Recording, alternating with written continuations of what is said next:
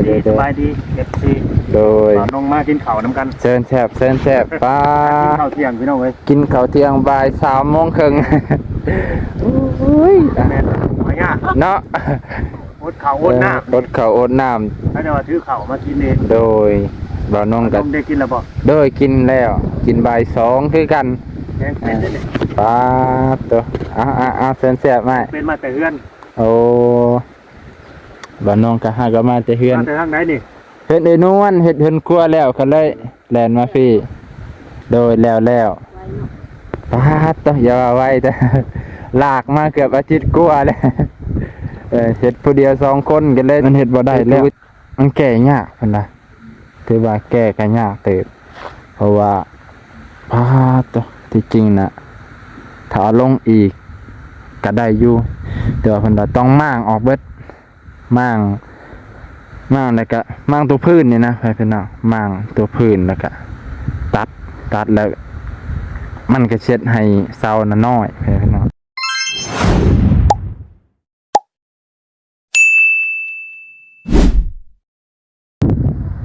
สบายดีเด้อพี่น้องลูกป่าบ่สุขทุกคนที่เคารพเช่นเก่าเช่นเคยเนาะ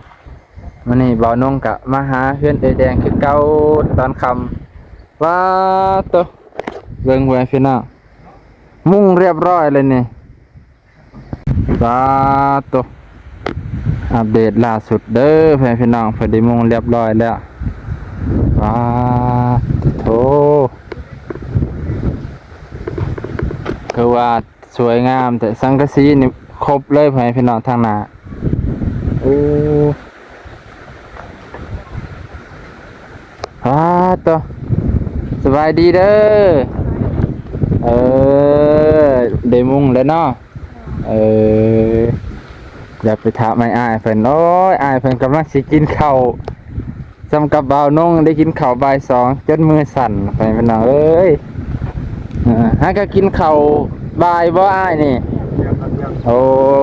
สบายดีสบายดีอ้ายสบายดีเอฟซีโดยน้องมากินข้าวน้ำกันเชิญแซ่บป้ากินข้าวเที่ยงพี่น้องเว้ยกินข้าวเที่ยงบ่าย3:30โอ้ยแม่นมาย่าเนาะอดข้าวอดน้ำอดข้าวอดน้ำถ้าจะมาถือข้าวมากินเองโดยบ่าวน้องกันได้กินแล้วบ่โดยกินแล้วกินบ่าย2คือกันแกงเป็ดเนี่ยป้าตัวเชิญแซ่บมาเป็นมาแต่เฮือนโอ้บ่าวน้องก็หาก็มาแต่เฮือนมาแต่ทางไหนนี่เฮ็ดนวลเฮ็ดเฮือนครัวแล้วก็เลยแล่นมาพี่โดยแล้วป้าตัวอย่าว่าไว้แต่ลากมาเกือบอาทิตย์กว่าแล้วเฮ็ดผู้เดียว2คนกันเลยถูๆไทยๆไปยากตะมองผสมปูนนี่แหละมันหนักเฮาแห้งบ่ค่อยมีปุ่มจังใส่แห้งเนาะบ่ตัวมื้อทำอิฐนี่จนแบบซ้ำกับกินยานอนหลับดูว่าใครแก่มื้อที่2ใครแน่โอ้ยเอาเชิญแซ่บได้เด้อเดี๋ยวสิเบิ่งเฮือนเพิ่นโดยสร้างเพิ่นก็เมื่อพอดีพ่อแม่พี่น้องเมื่อพอดีเฮาก็เมื่อเช้านี่ก็มาแล้วแต่ว่าก็เห็นเพิ่นเฮ็ดสร้างงอนเพิ่นป๊าดโตโอ้ยพ่อแม่พี่น้องโตคักดิป๊าดโต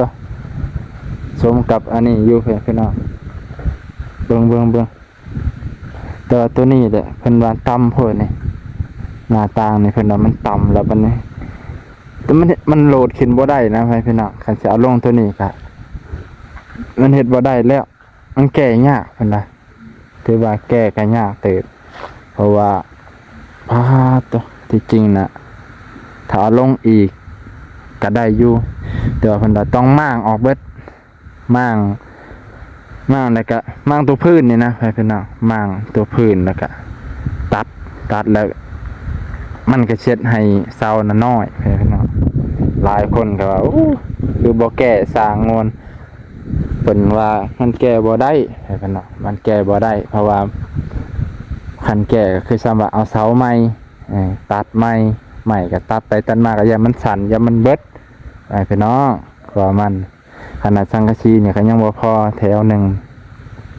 นี่ยังบ่พอไปกันนะ แต่ว่าเพิ่นว่าฮ้อนบ่ฮ้อนแน่นอน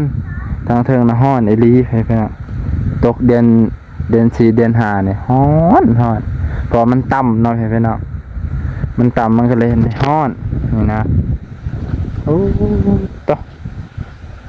นะมันที่จริงเนี่ยมันก็สร้างผู้เฮ็ดก่อนนั่นน่ะมันผิดพลาดตั้งแต่อันนี้ตั้งแต่วางโครงสร้างก่อนนะโครงสร้างอันที่ว่าเสาซ้ำนี่มันต้องตัวนี้มันต้องอัปโหลดลงอีก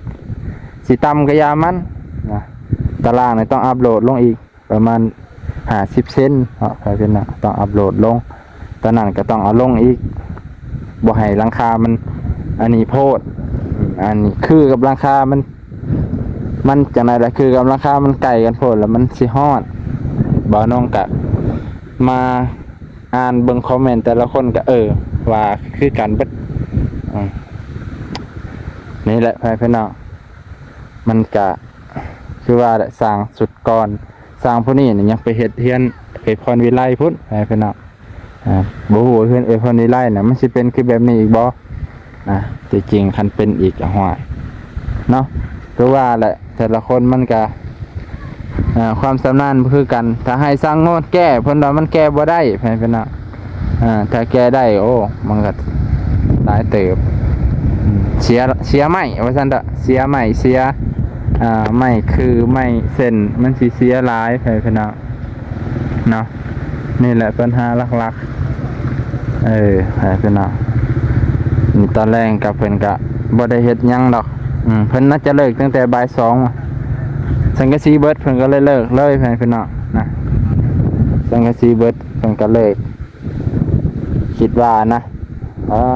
ตัวเฮ็ดหยังอยู่เนาะนี่ไอ้แตงไปใส่โอ้ยพวกเพิ่นน่าจะไปเวียกพี่น้องเบิ่งนี่หมูอยากแล้วนะกินแล้วแต่ก็ยังอยากอยู่พี่น้องหมูเพิ่น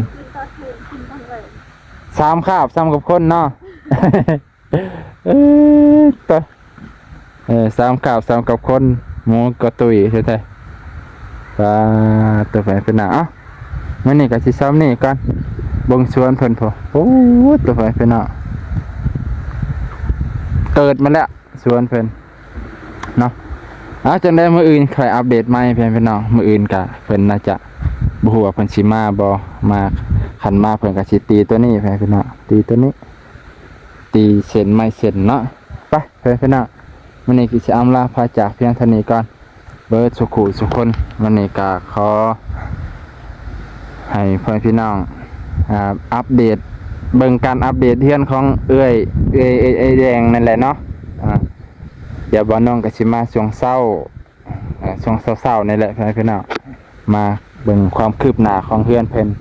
เพราะว่าทุกอย่างมันครบไปเลยพี่น้องทั้งเป็นไม้เส้นแล้วก็แป้นมันครบกันแล้วเหลือแต่การเฮ็ดอันนี้แหละเฮ็ดแล้วก็อันนี้ลูกปิ้งคิดว่านะ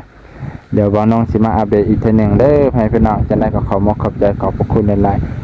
ๆพี่น้องเบิดสุขคนตอนคำหัวแรงอ้ายเพิ่นก็กำถ่าอยู่พี่น้องไปให้บ่าวแสนเพิ่นถ่าอยู่เพราะว่าเพิ่นก็สิไปเวียกต่อพี่น้องสิไปพุ่นไปทางพุ่นแหละพาเพิ่นนำทางนี้มันสิเป็นทางที่ว่าอันนั้นพี่น้องไปนำกันจ้าโอเคพี่น้อง